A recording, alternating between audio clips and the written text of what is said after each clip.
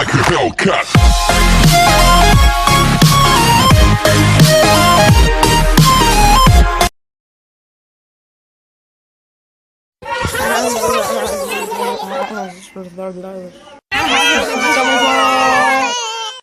എന്താ ടേസ്റ്റ്, നല്ല രസം. ഇങ്ങനത്തെ ഫുഡ് ഞാൻ ഒരു ഹോട്ടലിൽ നിന്നും കഴിച്ചിട്ടില്ല മോളെ. ഞാൻ എപ്പോഴും ഇവിടെ വരും, അത്രക്ക് ടേസ്റ്റാണ്. ഈ ലോകത്ത് തന്നെ ഏറ്റവും നല്ല ഹോട്ടൽ ഇതാണ്. അത്രക്ക് ടേസ്റ്റുള്ള ഫുഡല്ലേ ഞാൻ ഇപ്പൊ കഴിച്ചത്. മോനെ, ഒരു 5 കട്ട്ലേറ്റും കൂടി പോരട്ടെ. അത്രക്ക് രുചിയായി ഹോട്ടലിന്റെ ഭക്ഷണത്തിന്.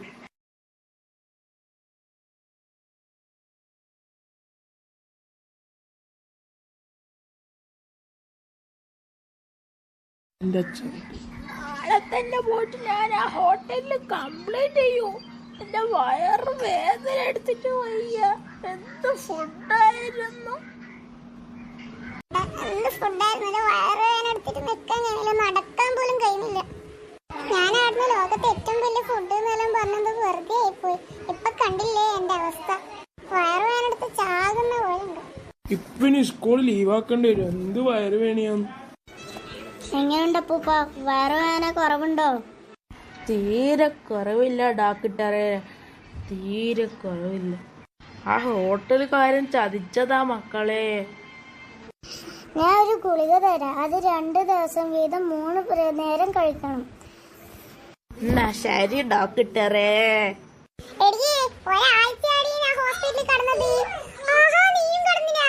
അപ്പൊ എല്ലാരും അവസ്ഥ തന്നെ ആയിരിക്കും. നമുക്ക് അപ്പൂപ്പനെ വിളിച്ചിട്ട് ഒരു മീറ്റിംഗ് നടത്തിയാലോ? എന്റെ വീട്ടിലായിക്കോട്ടെ, അതാണ് കുറച്ചും കൂടി നന്നാവുക.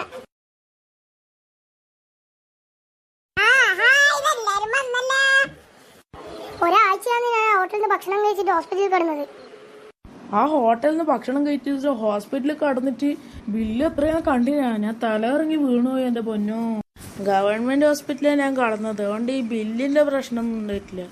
എന്നാലും ഒടുക്കത്തെ വയറുവേദനയായിരുന്നു. പറഞ്ഞായിരുന്നു, അങ്ങനെയാണല്ലോ ഈ മീറ്റിംഗ് ഞാൻ വെച്ചത്. ഇതെന്തായാലും നമുക്ക് പോലീസ് സ്റ്റേഷനിൽ കംപ്ലൈന്റ് കൊടുക്കണം കഫേനെ പറ്റിട്ട്. അതെ അതെ, എന്തായാലും കൂട്ടം കൂടി വന്നിരിക്കുന്നത്. അത് സാറേ, ഞങ്ങൾ എല്ലാവരും ഒരു കഫേന്ന് ഭക്ഷണം കഴിച്ചായിരുന്നു. ഞങ്ങൾക്ക് എല്ലാവർക്കും വയറുവേദനയും ഫുഡ് ഇൻഫെക്ഷനും വന്ന് ആ കഫേ എന്തായാലും പൂട്ടിക്കണം സാറേ. അത്രക്ക് വിഷമമായിരുന്നുണ്ടായിരുന്നു. നിങ്ങൾ ഹോസ്പിറ്റലിലായിട്ടും ആരും കടന്നിനോ? അതിന്റെ ഉള്ളിൽ പോയിട്ട് നോക്കിട്ട് വരാം. ഇപ്പം വരുമെന്ന മോളെ, കാത്തിരിക്കടോ. ഞാൻ അവിടെ അവരുടെ കിച്ചണൊക്കെ ഒന്ന് നോക്കി, ഒട്ടും വൃത്തിയില്ല തന്നെ. ഞാൻ അവരുടെ ഇത് വാങ്ങിയായിരുന്നു. കട ഉടൻ തന്നെ പൂട്ടിപ്പിക്കുന്നതായിരിക്കും. നിങ്ങളെല്ലാരും വീട്ടിലേക്ക് പോയിരിക്കും. താങ്ക് യു സാറേ.